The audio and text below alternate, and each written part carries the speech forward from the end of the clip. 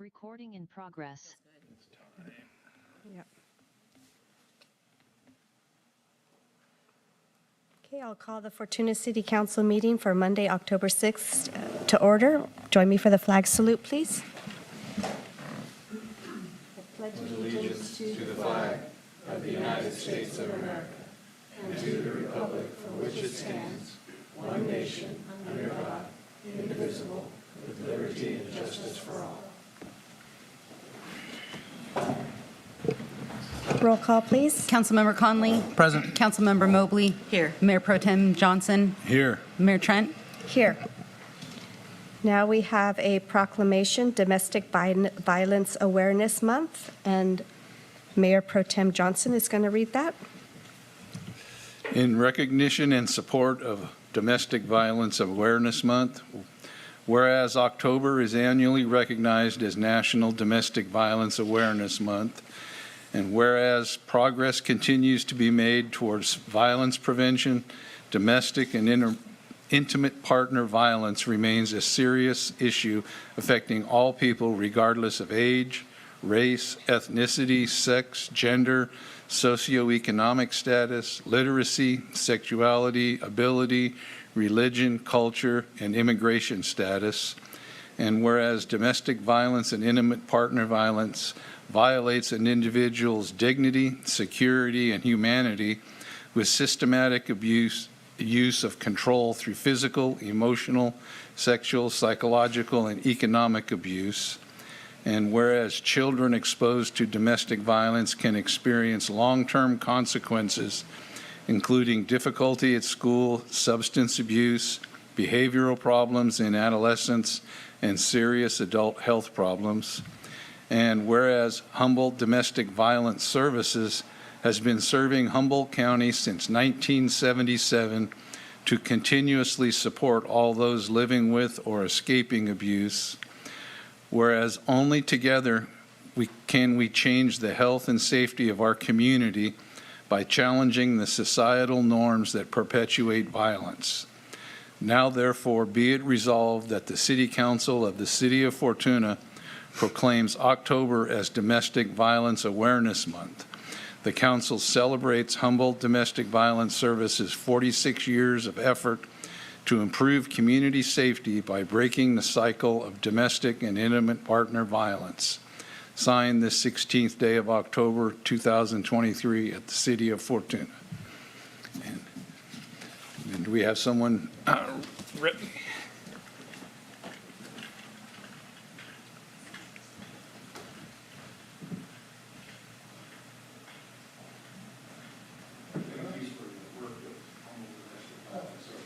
Thank you. Do you have anything you want to say a few words? The proclamation pretty much said what it's all about. As you know, we were founded in 1977. Is the microphone on? We have two locations. Can you wait just a second? We got to turn the microphone on.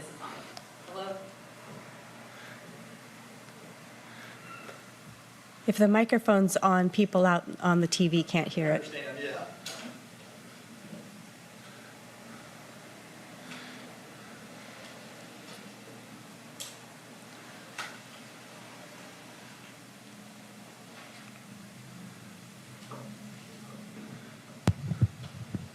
Thank you. Thank you. As you know, we were founded in 1977, and we actually have two locations. We have a business office, and we also have a shelter where women and children can come in fleeing a domestic violence situation. The two locations are located within Humboldt County. We are a 24-hour, 7-day-a-week, 365 days a year operation. We have staff that service a hotline where anyone can call 24 hours and get immediate help, either just if they want advice or a recommendation, or if they need extraction from a domestic abuse situation that is very dangerous, then we can help to arrange for the go out and with the police department and find them appropriate housing. Our safe haven has facilities. It's actually a residential home. Both of our locations, the Safe Haven, which is the domestic violence shelter, and our business office are at non-disclosed locations for the safety of the clients and also our staff. We have, at the actual Safe Haven, we have room for 2 families, plus 2 additional women, a maximum of 12 beds. If that should get filled, and even under other circumstances, we have hotel vouchers that we can give to folks that want immediate, perhaps short-term locations where they can get an immediate safe environment. It must be, the domestic violence must be between intimate partners. If there's, say, 2 students at Cal Poly Humboldt that are their roommates and they're duking it out, that doesn't count. They have to be in a intimate partner domestic violence relationship. And we also have children that come to the shelter too. We have actually a instruction program for the children while they're there, and we work with the local schools to help maintain their educational process. We have a number of advocates. I think I said earlier that we have 12. I'm trying to think how many. We have 15 staff, and they primarily come from Cal Poly. They are sociology or majors that or hopefully will think about going into this particular field. Many of them are bilingual. We also, as I say, provide hotel vouchers and Section 8 housing and transportation. If there's a family that knows of a relative locally or outside of the area, we can provide transportation of vouchers for them to get to that location, whether it be bus transportation or whatever it would take to get them to a family that can accept them. We want to get the individuals in a most secure, tranquil environment as quickly as possible. Once again, I'd like to thank Mayor Trent and the City Council for recognizing Awareness Month. We certainly do appreciate it, and I thank you for your time. Thank you. Thank you. Thank you for all that HDVS does. Yeah, thank you. Now we have oral comments from the public. Anybody from the public that would like to speak on an item that is not on the agenda, and you have 3 minutes. Anybody like to speak? Mayor Trent and City Council, my name is Francine Riza. I just wanted to express to you my disappointment in Cameron leaving the Park and Rec Department. I think he had a vision for this community, and if you look around at all the things that have been accomplished while he has been here, not only in Roner Park, but in Newburgh Park, which I'm sure you're all aware of, and future ideas and things that he was working on, I think it's a huge contribution to our community. Keeping those facilities together in good working order and working on those future projects was a really big job. He also started a lot of programs for all different age groups. So the Park and Rec Department works from, as you know, younger children all the way through adults, and I think Cameron really tried to address all of us in those programs. To me, the community the Park and Rec Department is a place where people come together. They play, they learn, they become involved, they get to know one another, and I think that this fosters pride and respect not only for each other, but also for the community and the facility where they are having the activities. So I think whoever fills his position has some really big shoes to fill, and I hope that that person will also continue in his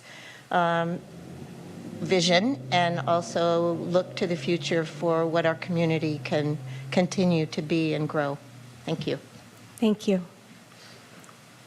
Anyone else have any comments?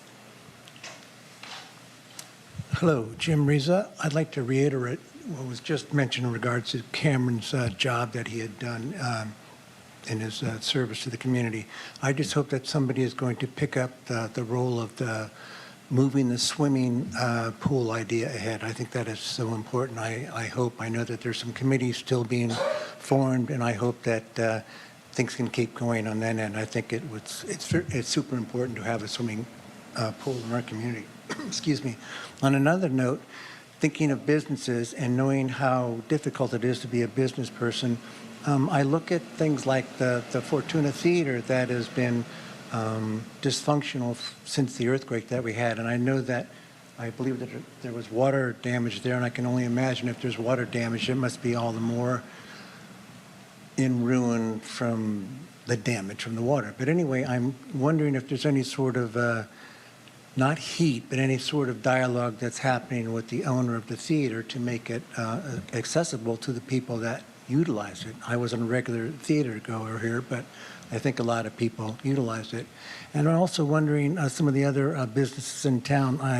Little Caesars that opened up. It took them a long time to make that pizza parlor happen, and all of a sudden it is defunct, and I'm not sure what's going on. So I'm just wondering if especially the theater, if that could be more of an opening for the community. Thank you very much. Thank you.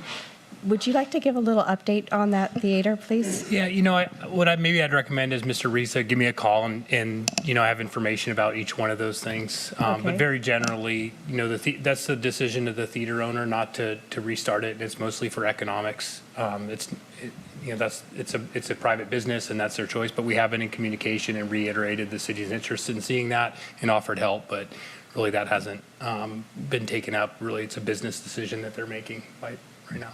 Thank you. And if you'd like further information, you can call the city manager. He'd be glad to talk to you. Any other public comments? Seeing none, we'll close public comment. And we'll move on to the consent calendar. We have 10 items. We have all of our monthly reports, and then we have authorization of destruction of selected Fortuna Police Department files and authorization of destruction of selected Finance Department files. Does anybody want to pull any of them? No? Okay, then do we have a motion? I'll make a motion to approve consent calendar items A through K. Second. Okay, we have a motion and second. All in favor? Aye. Any opposed? Seeing none, passes. We'll move to city business. Approve a supplemental budget request for the Fortuna Police Facility Remodel Project. Staff report, please. Yes. Good evening, Honorable Mayor and City Council. I'll be presenting the staff report this evening, but I'd like to acknowledge that there's a lot of parts that go into it, including some assistance from our finance director, our police chief, and our police lieutenant, in addition to our city manager. So I just want to acknowledge all of their help in putting this together. So I do have a PowerPoint I'm going to bring up here.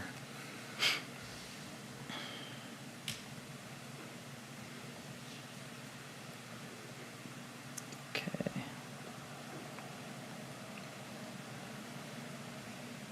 And very good. Okay. So I will be presenting, as mentioned, we are asking a supplemental budget request for the police facility remodel project, which is City CIP number 9104, in the amount of $430,000.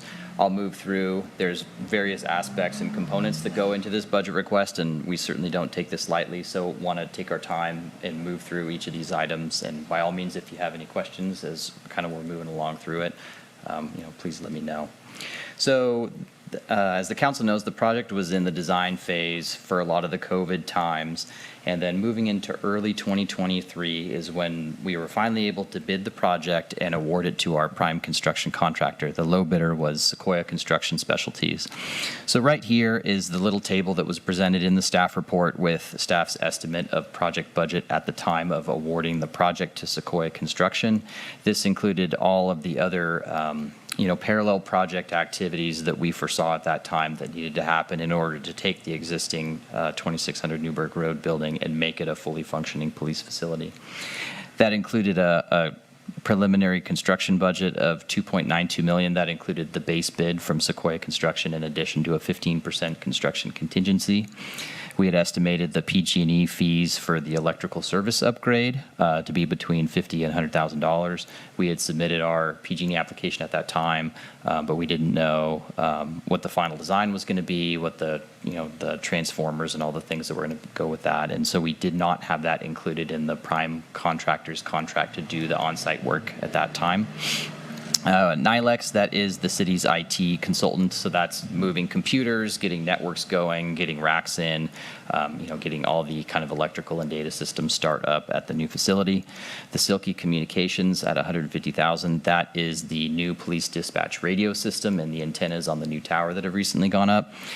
We did speak about this, I believe it was April or May, when we brought a business item for the award of the communications contract. And we did note at that time, I believe we asked for $215,000 as a not to award amount. We did not adjust our budget at that time.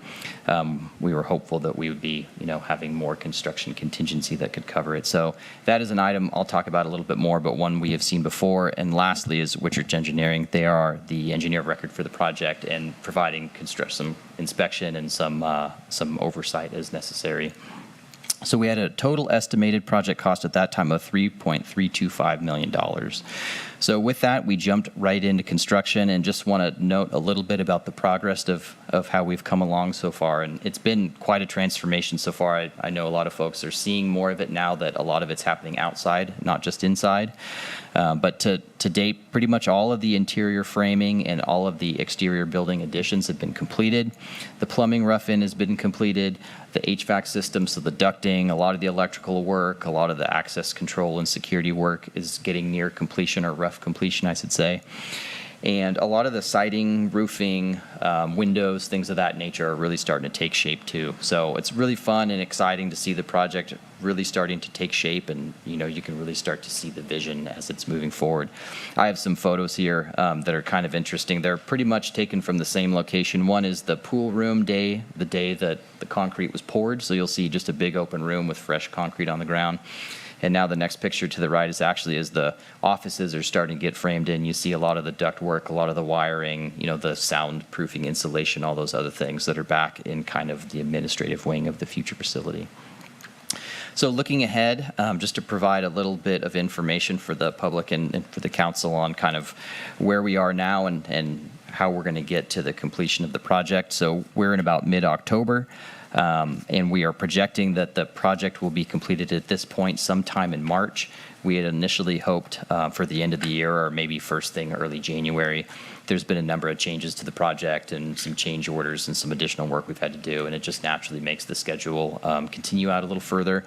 They are making great progress. They're working hard. They're working every day, and we're doing everything as fast as we can to ultimately still meet that goal of getting the police over in the new facility as soon as they can. So in October, they'll be finishing windows, siding. They'll probably start exterior painting, which of course is always exciting, makes everything start to look more finished. In November, they'll be moving to insulation, drywall. We'll be doing the site work at that time, so concrete, paving, building the block wall up front, and building the parking structure, which some of you may have seen those steel posts coming out of the ground in the back. Those are for the covered parking area that's going to be for staff there in the secure parking. December, landscaping, fencing, interior paint.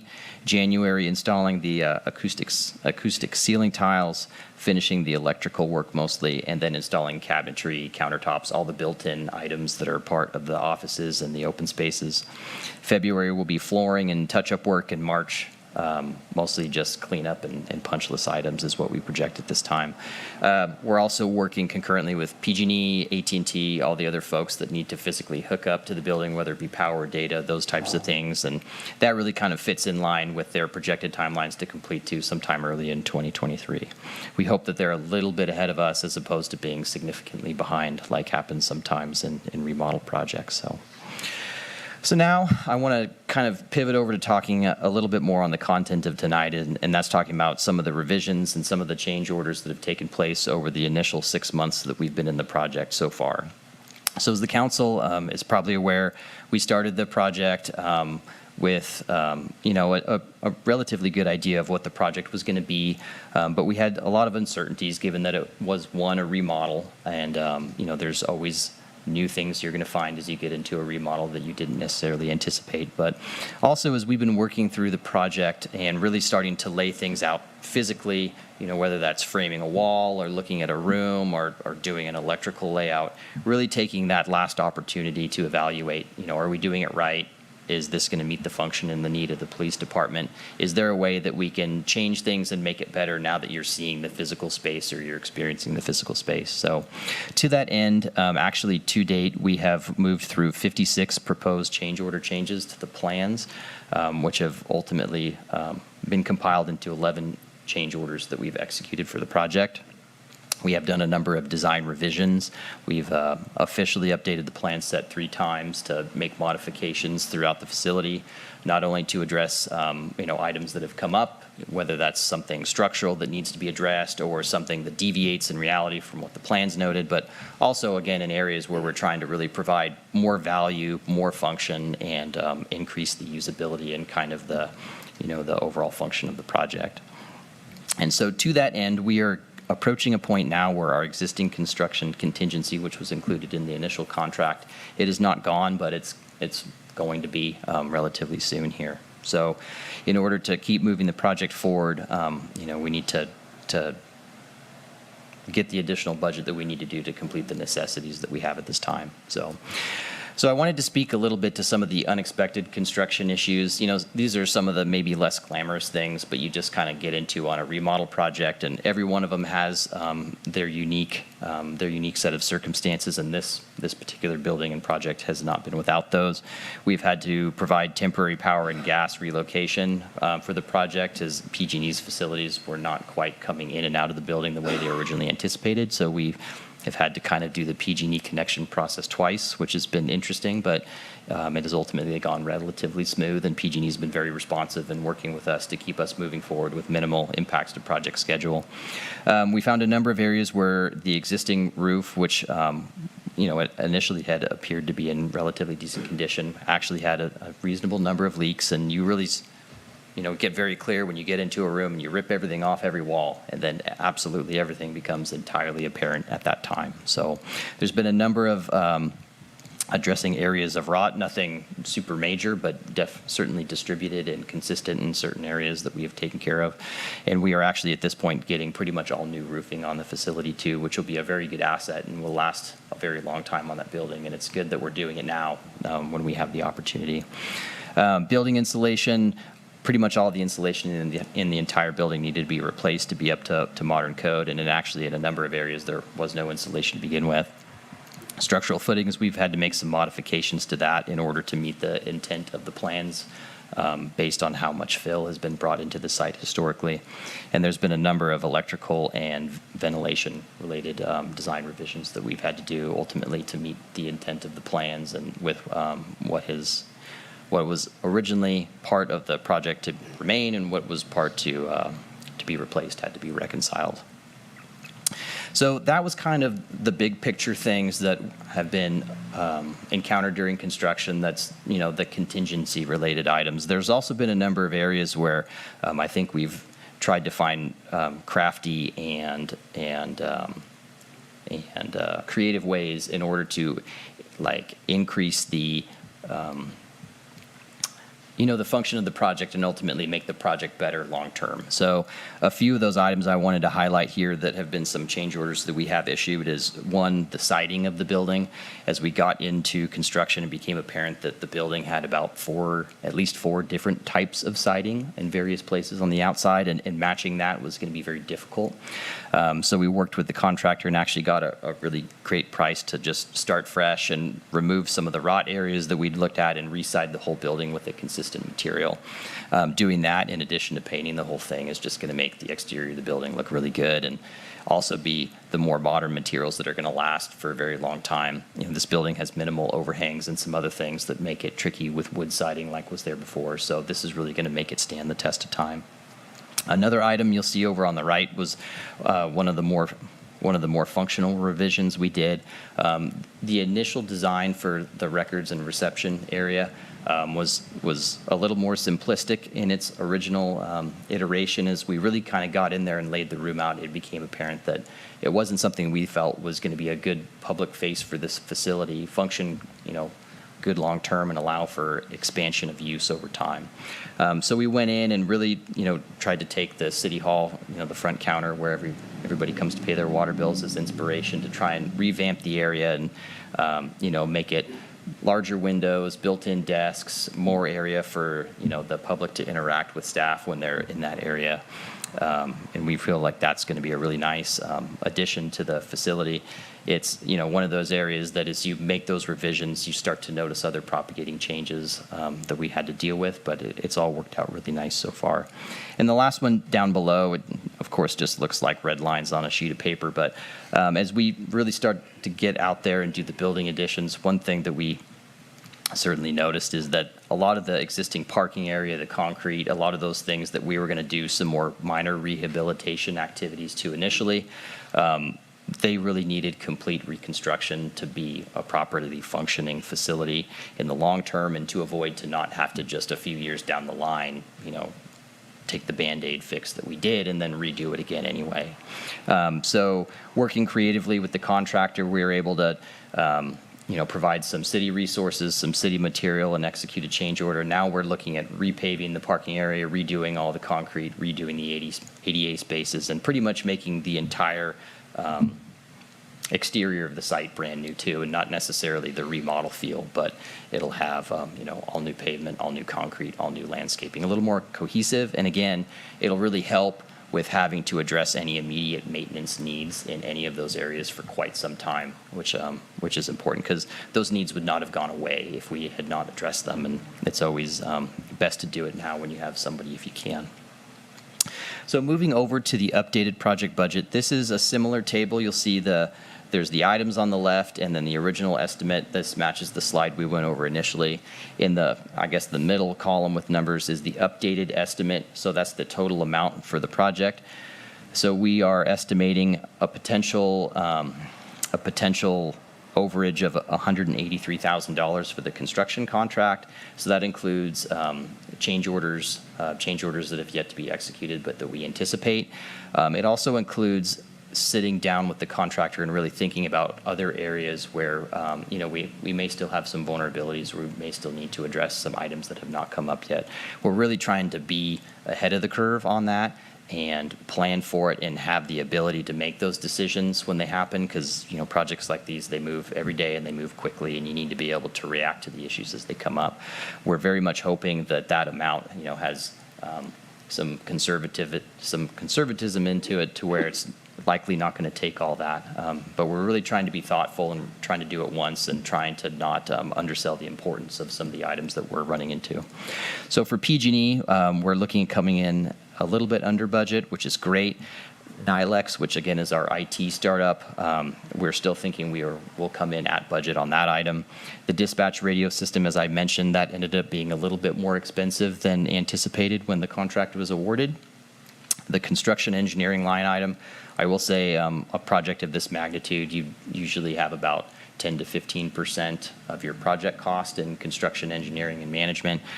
We have taken on this project very heavily on the staff side, managing it with our own department and really running and acting as the construction manager, which is significantly saved on cost.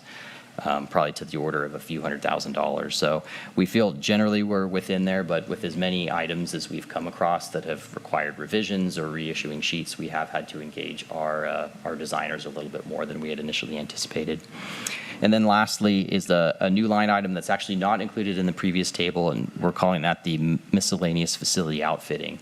So at the onset of construction, we all kind of started sitting together collectively as staff and thinking about all those other non-construction and non-project related items that would be needed in order to move in and start working in that facility. And some examples of that are things you don't typically include in a construction contract, like appliances in the kitchen, blinds and windows that need privacy, tables and shelving in places that need additional storage, now that there's more storage available in the facility. So I know that the lieutenant and the chief have worked to put together a list of some of those items that they anticipate requiring, and this is the budget anticipated for that. By all means, they are able to speak to that a little bit more so than I, if the council has questions. So, with that, that brings the total ask for this particular portion up to potentially $318,000. As you probably know from the staff report item, the budget request is for $430,000. So this next piece I wanted to bring is a little bit of a standalone item because it is not required or potentially required to complete the project, but it is an item that staff is recommending that we budget for and move forward with at this phase, and that is installing solar on the facility, solar panels. So when we did our PG&E application, we also did the interconnection application, which would allow us to be able to put panels on the building. We did get that in before the rate structure change, so the city would be under the more favorable NEM 2 rate structure, I believe. And we have made revisions to the electrical systems in the plans and provided conduits and some other things to actually make the facility plug and play, whether we did it now or whether we do it years from now. All the preliminary work is done to where somebody would just have to come do it. Well, we have a design all ready to go, and looking at the capital cost of installing the solar system, $112,000. That includes about a 10% contingency in there. I don't really believe we'd need one because a lot of this is new electrical work, and we've already done a lot of the due diligence stuff during the construction project. But we anticipate with the array size that we're looking at of savings somewhere on the order of $14,000 a year. So this system could pay for itself in about 8 years. They're warranted for 25 years at a fairly high performance rate, and so that's where we'd anticipate ultimately somewhere between maybe $300,000 and $350,000 in electrical savings over the life of the project. And I will note, this is a large facility, and we do have our HVAC system, our water heating, and a number of other things are actually all electrical appliances. So the solar would really provide that extra benefit because we're not using as much gas in this facility. So moving over to a funding plan, sitting down and speaking with the city manager and our finance director, our plan and our request would be to fund these additional items through Measure E reserves. So these two tables you'll see here, these are from the fiscal impact section. I'll just kind of summarize them, but again, by all means, our finance director can answer any of these in much greater detail than I. But when we sat down and made a funding plan for the project, when we awarded construction, that included $825,000 from Measure E reserves, and after all the other obligations and projects that went into Measure E, in addition to the shortfall of Measure E, which I believe didn't quite have as much revenue as was necessarily projected, it leaves us with a fund balance right now of about $2.1 million. Our operating revenue, I believe, and Aaron, please correct me if I'm wrong, I know that our goal is to keep 180 days of operating revenue in reserves at any given time, which I believe is around $1 million for Measure E.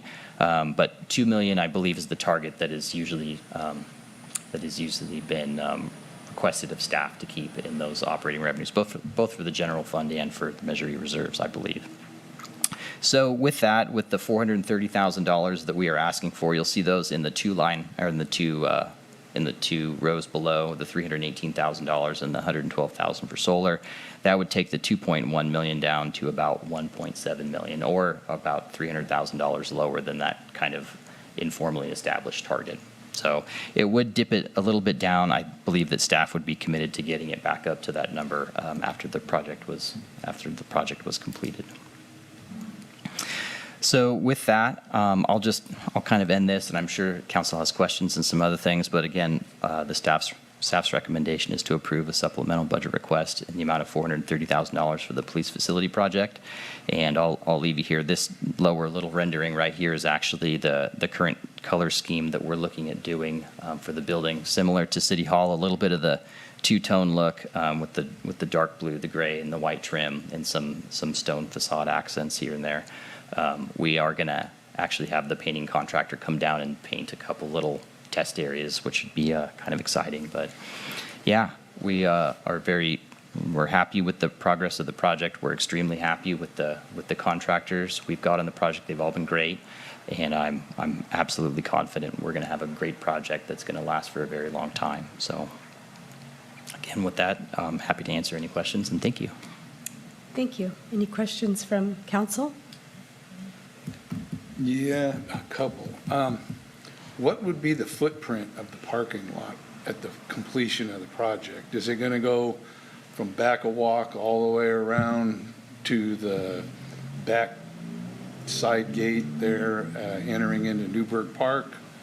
Yeah, so what we call the secured parking area, which is the area inside the fence where staff primarily park, will somewhat mirror what it is now. The fence will bump out a little bit further to provide for more internal parking and a little bit more formalized parking.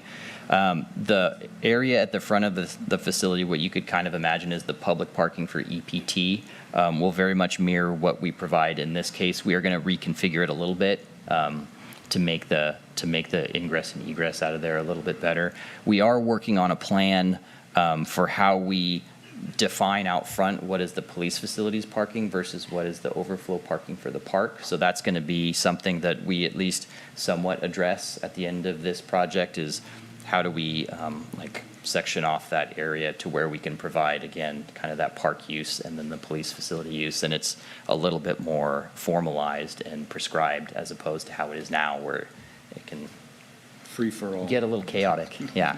So we're certainly thinking of that. We're thinking about, our fence alignments and how all these things come together so that we can, as a supplemental project, go over to that other side and really make that parking more functional itself too. So.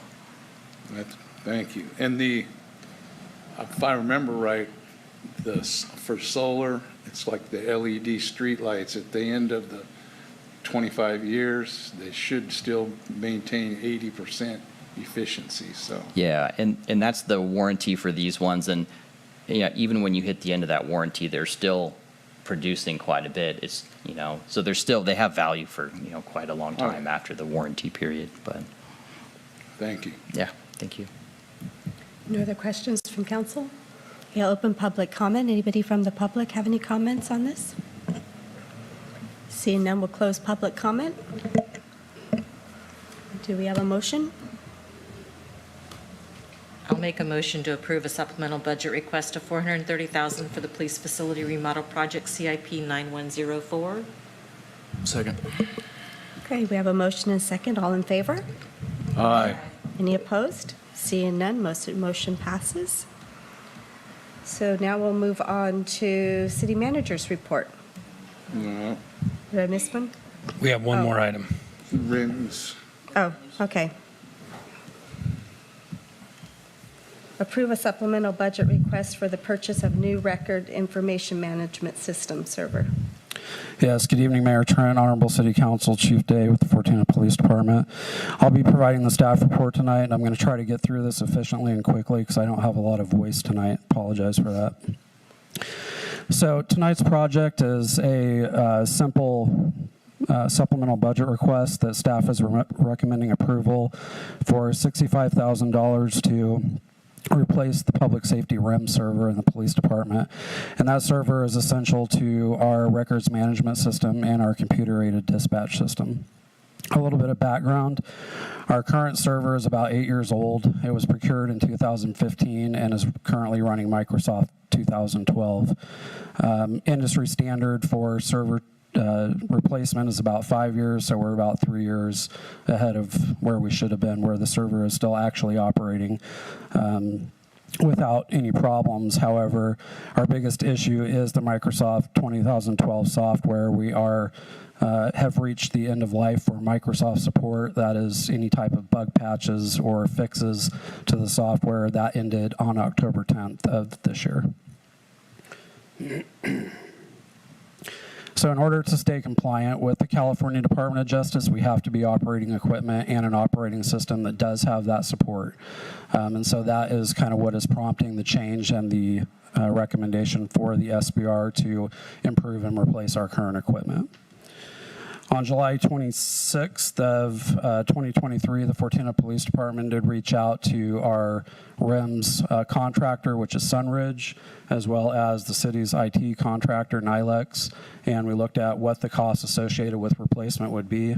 Those are broken down in the staff report as $39,667 and change for the acquisition of the new server, $78.88 for associated licenses, $11,500 for REMS integration, and in addition to this amount, staff is also asking for a contingency budget of about $5,000. So with the approval of the supplemental budget request, staff is recommending that council determine that the competitive bidding process is impractical pursuant to section 2.50.080 of the Fortuna Municipal Code. Again, this is due to contracts that are already in place with NILEX and RIMS.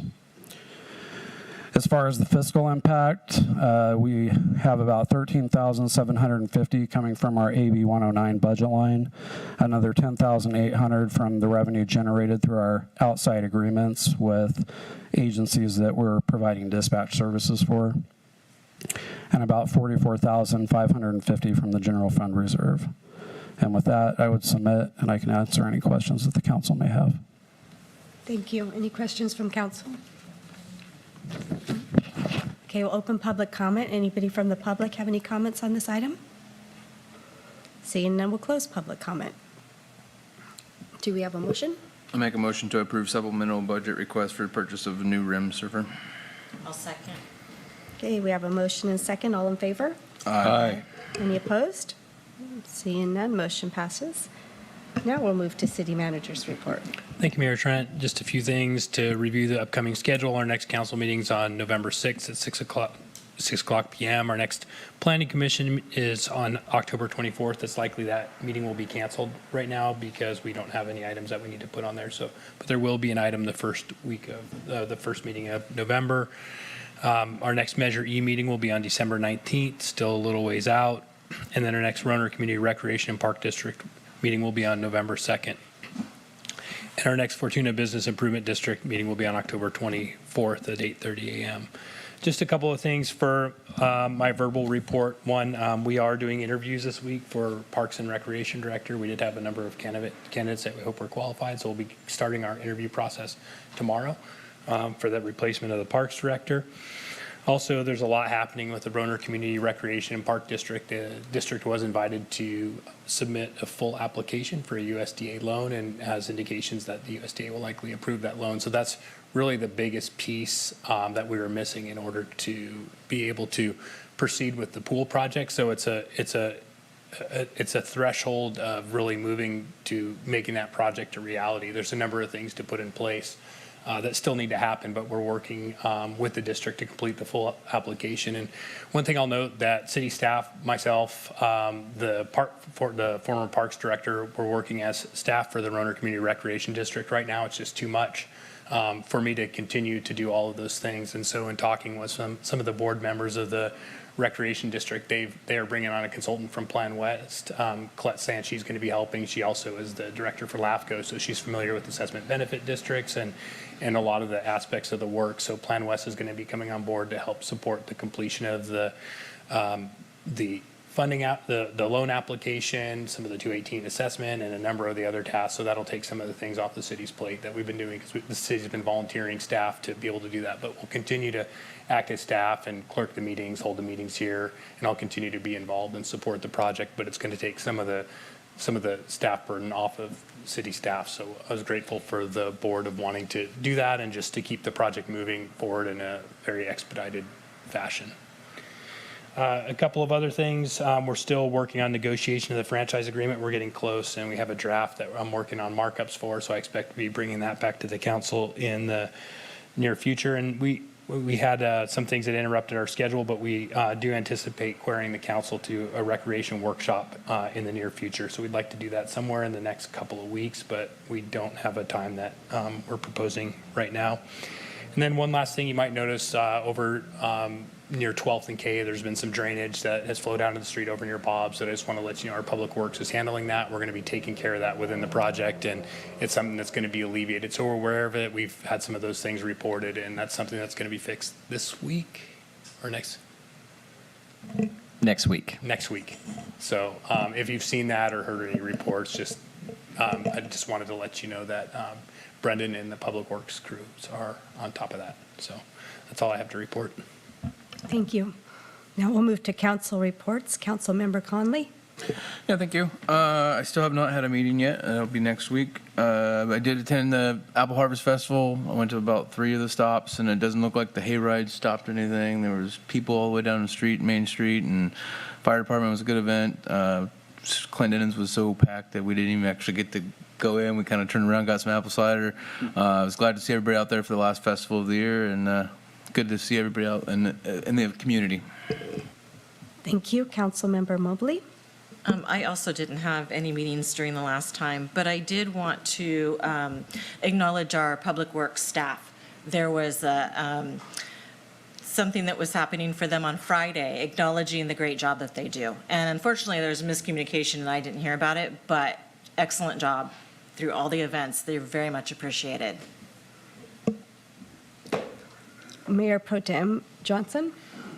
Yes, I have not had any meetings prior to today, but I do have HCOG meeting on Thursday, and we'll be kicking off our transit development plan, I believe, at that time.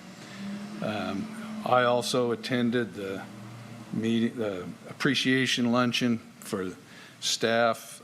They do a wonderful job. I mean, when you figure the cruise for the Auto Expo goes from one end of town to the other, and they managed to take care of that. We have a safe event for that.